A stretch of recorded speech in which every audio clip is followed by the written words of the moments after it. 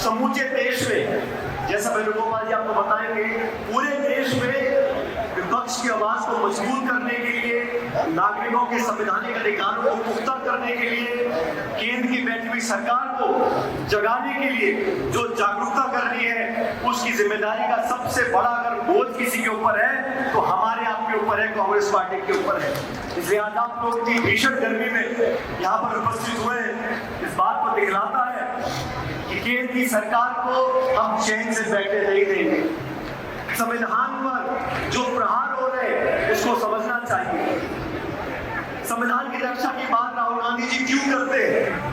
ऐसा नहीं है कि भाजपा के लोग नादान हैं, वो संविधान को फाड़ के नहीं फेंक रहे, लेकिन संविधान के जो प्रावधान है, संवैधानिक जो संस्थाएं हैं, उनको जानबूझकर नीतिगत तरीके से खोखला करने का काम कर रहे हैं।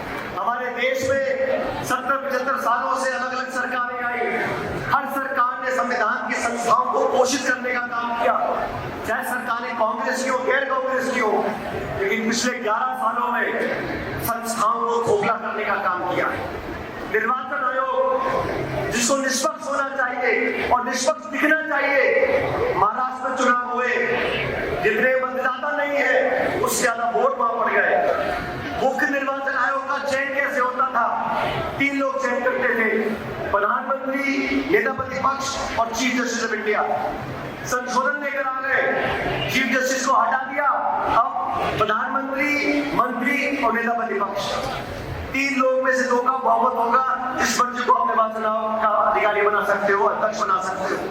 तो संस्थाओं को जानबूझकर कमजोर करने का काम किया जा रहा है। इसलिए हमें आह्वान करना पड़ेगा, राजनीति से ऊपर उठकर तमाम विपक्ष के दल एकजुट हो चुके हैं और हम कांग्रेस के लोगों की ये जिम्मेदारी बनती है कि सबसे अग्रिम पंक्ति से खड़े होकर हमें अपने संविधान की रक्षा करनी है। मैं धन्यवाद देना चाहता हूँ खड़गे जी आपका और राहुल गांधी जी का कि 2025 का जो साल है, ये पूरा साल संगठन को समर्पित किया है। पूरे देश भर में मंडल, ब्लॉक, जिला, प्रदेश, हर कार्यकर्ता तक हमको पहुंचना है, नियुक्तियां करनी है, प्रशिक्षण करना है और दिशा में जूली जी और डोटासरा जी ने जो राजस्थान में काम किया है, उसके लिए आपको धन्यवाद देना चाहता हूँ।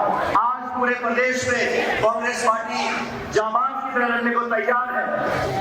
अभी जितेंद्र सिंह जी बोल रहे थे, जो आतंकी हमला पुलवामा में हुआ वो देश पर प्रहार है, ये जाति धर्म बिरादरी की बात नहीं है। और आप सबको याद होगा मुंबई में अटैक हुआ था तो तत्कालीन गुजरात के मुख्यमंत्री मुंबई पहुंच गए थे प्रेस कॉन्फ्रेंस करने के लिए, और उसकी दूसरी तरफ जब संसद पर आक्रमण हुआ था, वाजपेयी जी प्रधानमंत्री थे, सोनिया गांधी जी नेता प्रतिपक्ष थी, उन्होंने सदन में खड़े होकर कहा था कि वाजपेयी जी विपक्ष के लोग हैं, लेकिन पाकिस्तान के सामने हम लोग एक होने चाहिए, पूरा विपक्ष आपके साथ है। वाजपेयी जी ने ताकत देने का काम किया और वही काम खड़गे जी राहुल जी ने किया कि आप पहलगाम में आकर हमारे निर्दोष लोगों को जान से मारना चाहते हो, आपको मुंहतोड़ जवाब देना पड़ेगा।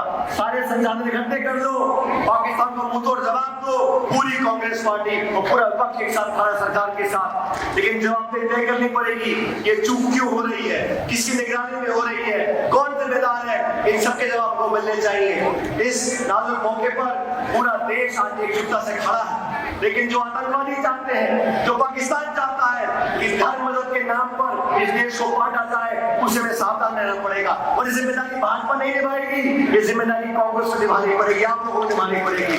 अभी जयपुर शहर के भाजपा के विधायक ने क्या तांडव रचा जयपुर शहर के अंदर, पब्लिक के लिए माफी मांगनी चाहिए भाजपा के नेताओं को, मुख्यमंत्री को बोलना चाहिए कि मैं इस बात से सहमत नहीं हूँ। अलग अलग नेता अलग अलग बातें बोलते हैं। आज इस मंच पर खड़गे वेणुगोपाल जी आए आपको संदेश देंगे।